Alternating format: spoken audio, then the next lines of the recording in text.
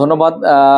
ঢাকা ৮ আসনের জামাত মনোনীত প্রার্থী অ্যাডভোকেট ডক্টর হেলাল এখন পর্যন্ত বাংলাদেশ জামাত ইসলামী তাকেই মনোনয়ন দিয়ে রেখেছেন এবং উনি মাঠে ময়দানে কাজ করে যাচ্ছে।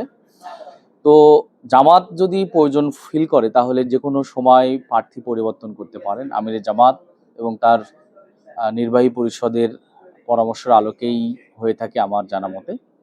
তবে ইসলামী ছাত্র শিবিরের জনশক্তি থাকা অবস্থায় নির্বাচন করার সুযোগ আছে কিনা এই প্রশ্নে এতটুকু বলতে পারি যে ইসলামী ছাত্র শিবির যদি চান আর কি, তার কার্যকরী পরিষদ আছেন এবং কেন্দ্র সভাপতি সহ তারা যদি পরামর্শর ভিত্তিতে অনুমোদন দেন সেটা ভিন্ন কথা।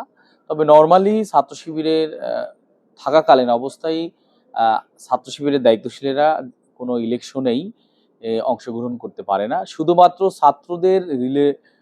ছাত্র রিলেটেড স্পেশালি ছাত্র সংসদ বা এই জাতীয় যেগুলাতে শিবিরের কর্মপদ্ধতিতে উল্লেখ আছে সেইগুলাতে তারা অংশগ্রহণ করতে পারে।